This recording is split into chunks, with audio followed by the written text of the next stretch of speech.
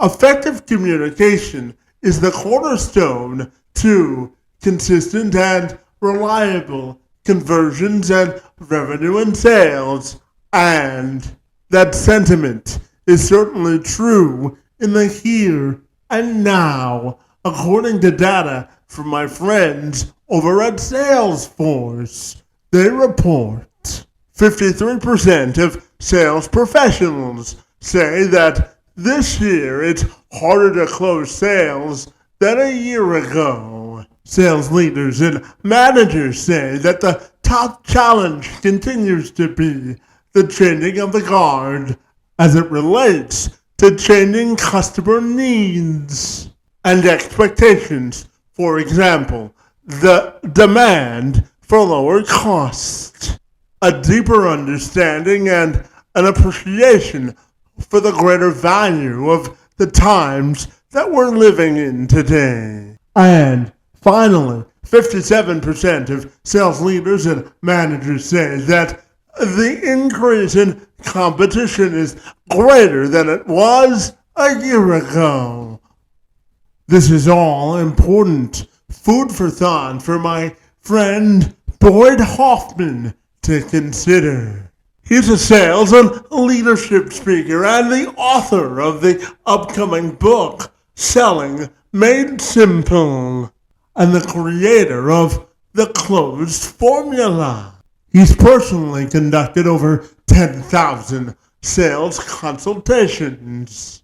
And along the way, he's helped to generate more than $100 million in revenue, proving that authentic communication and conversation can create measurable results. He's assisted coaches, consultants, and small businesses to simplify their communication and lead with empathy, confidence, and clarity. Simply put, over the last 20 years, Hoffmann has dedicated himself to helping sales leaders and business executives master the conversations which close without pressure, scripts, or manipulation. And Hoffmann joined me this week to tell me more. I'm Kevin McShann, led to this conversation.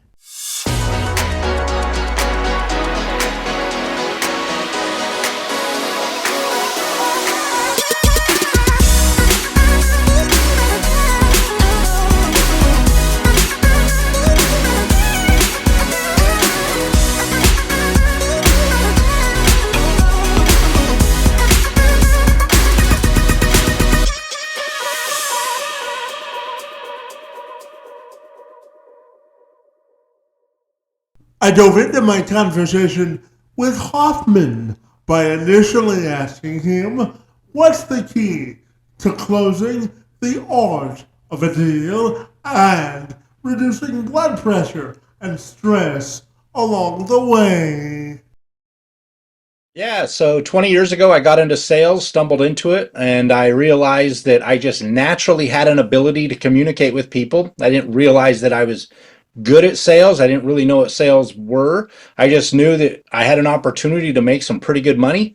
And I started out doing really well. And then out of nowhere, my manager came to me and said, "Hey, you're not following the script." So he handed me this script and said, "Follow this word for word." And all of a sudden, my sales tanked. And I couldn't sell anybody to save my life. And I realized that scripts just do not work for me. So I needed to develop a sales flow that I could follow on a consistent basis without sounding scripted or canned, but I needed mental checkpoints so I stayed in control of the sales conversation. And that's when I came up with the closed formula for myself. And so I applied that methodology throughout my entire sales career. And then in COVID, when everything shut down, I thought, well, you know what? Maybe I need to shift and start teaching this to other people because I think what I have to offer works pretty well. So that's where I'm at in the game right now. I have 20 years of my own personal experience in sales. but I've also really gone out of my way to then start teaching people how to do it as well. And that's where I'm coming out with my book called Selling Made Simple. Should be out here in the next little bit. By the time people hear this, it might already be out as well. So that's where I'm at in a nutshell. Yeah, absolutely. And I know for you that you really emphasize the idea of sales doesn't have to be complicated in the sense that it doesn't have to follow scripts, manipulation, or pressure. So let's dive into the close formula, my friend. And what's the key to selling without pressure or manipulation in your view, my friend? Yeah, so first we've got to gain understanding and we've got to ask the right questions so we understand what problem they have. It's impossible to sell them a solution if we don't really know what the problem is. So we have to get really good at asking the right questions. But the most important part to asking the right questions is then being able to just be quiet and listen to the answer. Too many sales reps try to rush through the questions and they don't really take time to understand what is their problem. Because if you don't understand their problem, when it comes time to quote unquote close and ask for the money, they're not going to be fully invested because you didn't really solve the core issue. You may have solved some surface level problem that they gave you, but you didn't really ask the right questions at the beginning. Once you ask the questions to really understand their problem, you need to express empathy. Now, not sympathy, because sympathy is completely different from empathy. Empathy is, Kevin, I understand where you're at. Now, the problem with empathy is that if you don't follow up empathy with showing them the authority, meaning, Kevin, I know where you're at, and then follow with authority, and I'm going to show you how to get out of that problem. So, empathy and authority is it's basically critical to your success in sales because once they feel that you understand them and once they now know you can help them, now they're fully invested in that conversation and it no longer feels like a sales pitch. It feels like a trusted guide that you're guiding them through their problem to show them the solution. Yeah, absolutely. But I'm also curious to ask you about the importance of being authentic in sales, because I truly believe that starting an effective sales conversation starts with being authentic and genuine in terms of your investment and adding value, my friend. So talk to me about the importance of being authentic and how it's related to adding value in sales. What are your thoughts there, my friend? Yeah, so being authentic, going piggybacking off of what we just talked about, you've developed that you understand their problem. They now are invested in the conversation. Now, the best way to show them authenticity is to share stories, relatable stories to their problem. Not your story, not your journey, because it's not about you. You want to make the story about them. So the story you share should be a story of a past client or yourself going through the same problem that they have so that you can come across as genuine. So you're not stuck in just a canned repetitive question answer. The story and the stories in the right and the right stories at the right time break up the monotony of question answer, and it allows them to go, oh, you know what? I remember that story. Because if you really think it through, nobody really remembers what you say, but they remember how you made them feel. And story is the one thing that people still buy into. It's why we still go to the movies. It's why we still watch Netflix. All we're doing is we're watching a story. So if you're trying to captivate someone's attention, the best way to maintain and captivate their attention is to tell relatable stories that emphasize that, hey, I can help you get here. And here's a story of how I helped someone just like you solve this exact problem. Yeah, absolutely. And boy, I know that you've created more than $100 million in revenue through over 10,000 sales consultations, my friend. So I'm wondering, what's the greatest lesson you've learned about the authenticity of people and the greatest lesson you've learned during your sales journey to create sustainability? What are your thoughts there, my friend? You have to be willing to listen. The number one thing that I could tell anybody is you don't ask questions to manipulate, you ask questions to understand. And in order to understand, you have to ask the question and then be quiet and let them talk. Let them tell you what their problem is. If they're giving you surface level answers, then of course you're going to ask another question. But too often sales reps go too quickly through the questions.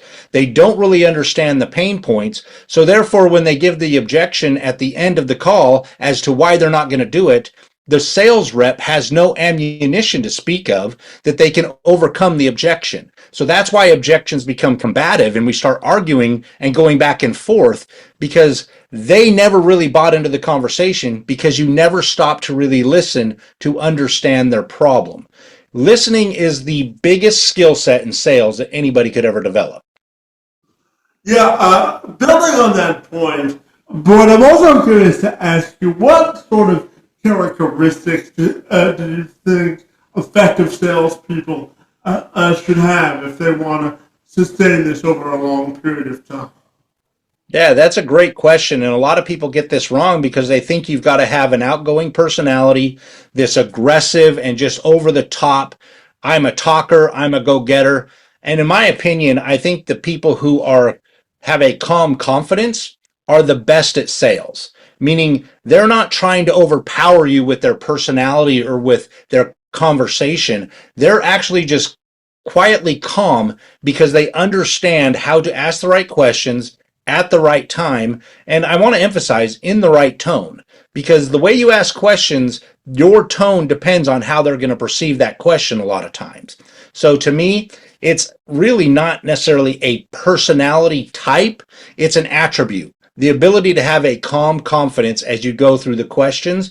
And that allows you to stay basically in the moment, not rush through your thought process and get out of the conversation. Yeah, absolutely. And boy, I want to talk now about simplifying communication because with today's attention span of sales leaders, they're always uh, concentrated on wanting to be as productive as they can with the least amount of energy. So I'm wondering your thoughts on how we can effectively simplify communication to show that we're interested in not only the cause of the sale, but the process as well. So what's the key to simplifying communication in sales, my friend? What are your thoughts there? Yeah, just knowing what questions you're going to ask in the right order. So the close formula, it's not just about closing. It's literally an acronym scenario for me to go, okay, I'm in the C. These are the questions I ask in the C. Now I'm moving to the L. These are the questions I ask in the L. O, S, E, D. So each one of them, I have memorized questions that I'm going to ask in each one of those sections that lead through the sale. So you're not just asking random questions at random times, you're asking the right questions in the right order at the right time, which allows you to stay very, very organized and very, very consistent. So you'll understand, you know what, normally my sales calls take me 10 minutes or 15 minutes or 30 minutes. You'll get a really good feel of how many calls or how many sales you can do in a day based upon your clientele because sometimes it's a more sophisticated sell. So it takes time to give a qualified presentation to really demonstrate that. So your sale might take 60 minutes. Some people have a very simplistic sale and that might take 15 to 20 minutes. It all depends on the complexity of the sale. But if you can just follow a consistent order, excuse me, so you ask the right questions in the right order at the right time, you're going to be able to stay consistent. No, you know what? I could do 10 sales a day. I could do 15 sales a day. And that way, nobody's going to have any issues because you're consistent. Yeah, absolutely. And but I'm curious to ask you about your definition of what it means to have an inclusive mindset when it comes to business and sales and the importance of embracing inclusion, different perspectives, and innovation in order to be effective. What are your thoughts there, my friend? Yeah, I think that's why empathy is so important in sales because if you have empathy, Inclusion is simplistic. If you're truly trying to understand someone's problems and not trying to view them in any other way other than they have a problem, you have a solution, inclusion in sales is simple. It all starts with empathy, but I got to emphasize empathy without authority, it can leave people kind of confused. So you've got to demonstrate, hey man, I understand where you're coming from, regardless of your background, regardless of your circumstances, I understand. Once they feel that you understand, it's now your responsibility to say, and here's how I can help you. So if you lead with empathy and authority, to summarize it, if you're there to help them, show them how to get out of their problem, inclusion happens naturally. So I'm not too stressed out about whether or not you include or you don't include. I just focus on trying to understand the problem, and inclusion, it's just going to happen the way it's going to happen naturally. Yeah, absolutely. And, Gordon, I'm also curious to get your thoughts on this 2024 study from Salesforce, which found that Salesforce reported that salespeople who lead with emotional intelligence are 20 have a 20% lower turnover rate when it comes to using emotional intelligence as a competitive advantage to close a sale, my friend. So I'm wondering your thoughts on how emotional intelligence can help us close sales, my friend. What are your thoughts there? Yeah, emotional intelligence to me means you are able to emotionally connect with that person. See, people buy based upon their emotions. And if they emotionally invest in the conversation and they emotionally feel safe in that conversation and safe doing business with you, then the sale becomes a lot more simplistic. See, people need to understand the product through logic, but they buy based upon emotion. And if you're emotionally intelligent, which is really the L in the closed formula where you lead with empathy, if you continue to lead with empathy, you will always demonstrate that you're emotionally involved in this conversation as well, and you understand where they're emotionally coming from.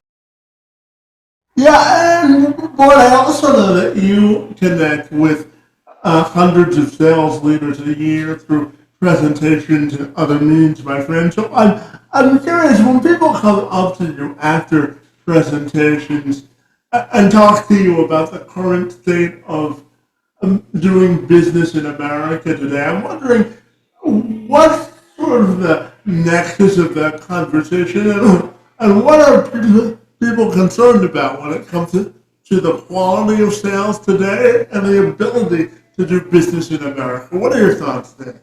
Yeah, most people are concerned about AI, artificial intelligence. And I always say, look, be authentic, be you, be the person that you are, because no matter what, AI can never replace you. So your goal is to number one, be authentic in who you are so that people naturally understand and gravitate to who you are. Your people are going to find you, meaning we all have people that we naturally gravitate to. AI can never replace you. So in sales, in business in general, be authentic. And being authentic means willing to share your story, willing to share your wins, but also willing to share your losses, because your losses and wins is how people will relate to you. So authenticity, regardless of what happens at technology, can never be replaced. So if you're building a business, if you're trying to be great at sales, first understand I'm just going to be me first, and I'm going to build my whole sales career, my business all around being authentic.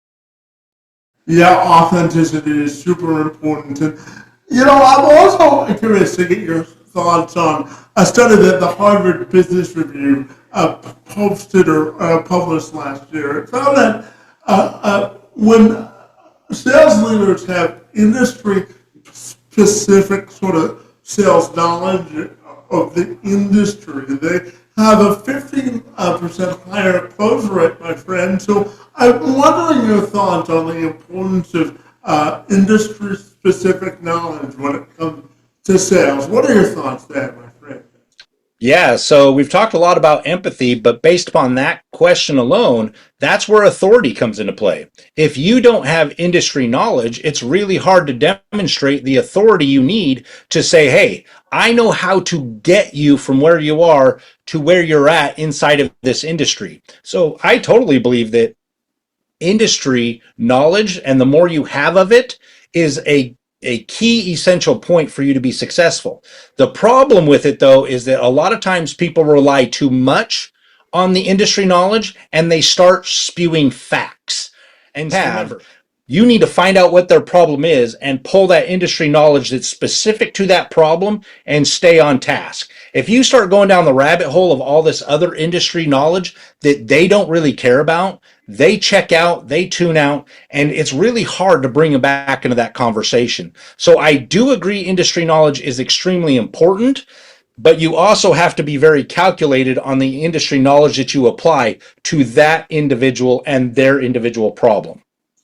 Yeah, we've talked a lot about communication styles, and to that point, I'm also curious to get your thoughts on the importance of knowing the audience that you're attempting to sell to, and really communicating at a level that isn't too salesy, but also meets them at the level of comprehension that will not only close the sale, but really demonstrate an interest in the audience.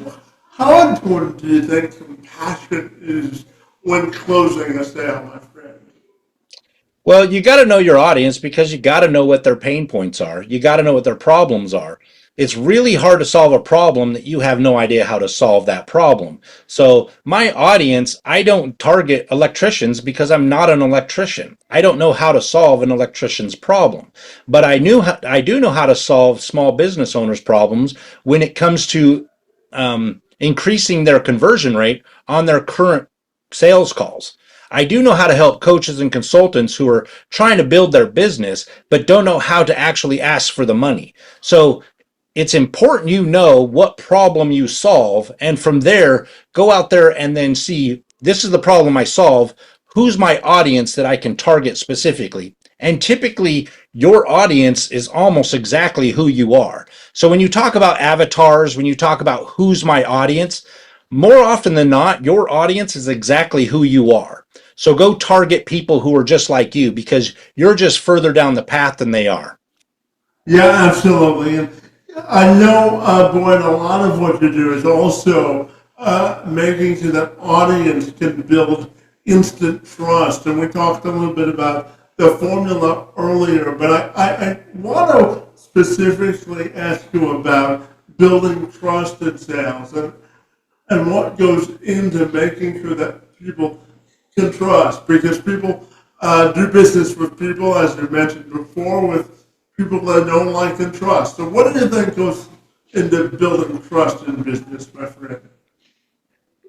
Listening to their answers, being willing to shut up and just listen. Too many sales reps, I talked about this a little bit earlier, but to really pound the point home, too many people in sales, whether it's small business or you are in sales, you can tell they're not listening to the answer. They're just waiting for them to be quiet so they can ask the next question or move on to the next part of their sale. So to me, if you really want to build trust, absolutely 100% listen to what it is that they're saying. Give them a chance to talk. I'm not saying give them a chance to just rattle on about nothing. You can always bring them back into the conversation. But when it comes to the actual pain point that they're trying to help you understand, listen and then say, hey, I understand. That one phrase, or I get it, I hear you, something along the lines like that, that will build credibility and it will endear them to you faster than anything else because most people will listen to the pain and say, okay, so just say, I understand. Because if you really think about it, in life in general, when you're having a bad day, you just want someone to understand. Most times, you just want people to say, "Man, I hear you. I understand." So in sales, if they're expressing their problem, tell them you understand it. That endears you to them faster than any other question you can ask in that moment. Absolutely. Boyd, I'm going to tell you a little bit about myself. So, I originally started this podcast because I have a disability, and I was born with a cerebral palsy, buddy, and I was told at the age of 9 that I wouldn't be able to walk for the duration of my life, and I wanted a chance to have a communication channel that provided the public with information that they could use that does what I call move the conversation of progress forward, my friend. And I'm curious to get your specific thoughts on how individuals with disabilities can be an asset to business people and corporate executives as they're looking to fill vacant positions. What are your thoughts there, my friend? Yeah, no one cares how much you know until they know how much you care, right? So to me, everything starts with demonstrating the fact that you care about that person you're talking to. Whether they have um, a thought process of you or your situation prior to the conversation, once you demonstrate that you actually care about that person, they automatically then start to care about you to a certain extent. And your ability to continue to demonstrate that you care about their situation allows them to then basically expand their ability to care about you. You know, as we've had this conversation, you and me going back and forth, you sharing that simple story with me now gives me a better understanding of where Kevin's at. It gives me a glimpse of the journey you've gone through. So now, because you shared that story, I am now more endeared to you. Not that I wasn't, but I'm more. So if you really kind of boil it down, sharing an emotional story about who you are is your biggest skill set that you can have to get that door open of inclusion in anything that you do. When people truly understand who you are and where you're coming from, they're more likely to be empathetic towards you, not sympathetic, empathetic towards you, and they're more likely to then say, "Hey, tell me more." Yeah, absolutely. Well, I'm curious to ask you for any business executive or a company leader that's going into a sales meeting. We talked about your framework earlier, but I'm also curious to ask you what specific questions should sales leaders or business executives go in prepared to ask themselves before they start the meeting to make sure that they can accomplish their desired results. What are your thoughts there, my friend? So the questions they need to ask themselves before they start the meeting, is that the question to be Bef- that's correct. Before they start the meeting, right? Yeah, so they need to understand their problem completely. So before they start the meeting, they need to research the company and see what is the company, what do they do, who do they serve, what would possibly be the problems in that specific genre of business that most people are going to have, and then go into the meeting knowing that this is probably the biggest problem they're going to face. So be prepared for that, but also be willing to adjust on the fly if they give you a different problem once you start asking the probing questions. What are you hoping to get out of this meeting today? Why did you schedule this call with us? What's the biggest thing we can help you with as a company? So if they give you a completely different answer, that's okay because you then have the right formula to follow the right questions in the right order to get to the result. Because ultimately, if you know who your target audience is, there's only a few problems that they're going to have within that specific genre. So you don't have to know 30 different problems. You have to know the top three, maybe the top five problems, and whatever problem they give you, you're prepared to address that. If for Yeah. whatever reason, oh, so go ahead. No, finish. My mistake. If Go for ahead. whatever if for whatever reason they then give you a completely different problem that you didn't see coming, that's okay because you have the ability, if you ask the right questions in the right order, to flex and flow and just dive deeper into their problem, be quiet, listen, and then say, great, I understand where you're coming from. Now let me show you how we can solve that problem. And you go right into your presentation and you just adapt your presentation wherever you need to adapt it based upon the problem that they gave you. Yeah, absolutely. But what do you think is the secret sauce to starting a sales conversation and sort of breaking the ice when you first go to meet someone, whether it be in business or in life? What are some of the sales or life icebreakers you like to use to start conversations, my friend? Yeah, for me, I always start with the problem I solve. So if I'm having a conversation with somebody and they ask me, what do? I start with the problem. I say, I help small business owners solve the problem when it comes to sales. Most small business owners feel uncomfortable while selling. So I put together a great strategy or a great program to help them sell better. So I always start with the problem. It's not necessarily a canned script, but if I know what my target audience is, I want to start with the problem so they lean in. Once I then basically start with the problem, they say, oh, well, how do you do that? I then go into the solution. So anytime, just to keep it real simple, anytime you start a conversation with somebody, you always start with the problem that you solve, because if they're your target audience, they're going to lean in because that's a problem that they have. But then they're also going to want to know, okay, you understand the problem, but do you understand the solution? So you always go problem solution whenever you're dealing with that conversation for the first time. Once they understand you solve their problem, or you understand their problem and you have the solution to solve it, that's when they buy in and you can continue on in the conversation. And for you, I'm curious, what drives you to help people maximize their sales potential? What do you love about the work that you do, my friend? Because most people don't really understand how to sell. There's a lot of garbage out there as far as high pressure and use this script and do this and do that. And I've never really enjoyed most sales scripts or most sales presentations that I've seen. I've always said, you know what, I want to help small business owners understand that they can increase their quote unquote close rate. Meaning, if you can only talk to 10 people a day because you've only got so many hours in a day that you can work, if you're currently only closing 1 out of 10, if I can help you close 3 out of 10, I've just basically taken you from 10% close rate to 30% close rate, which means I've taken your ability to make money from 10% to 30%. So if I can help you just increase your close rate without having to talk to any more people, then I'm helping you build your business and build your bottom line. And then from there, then you focus on adding more marketing budget. Then you focus on driving more leads because you're converting more of the leads you're currently getting.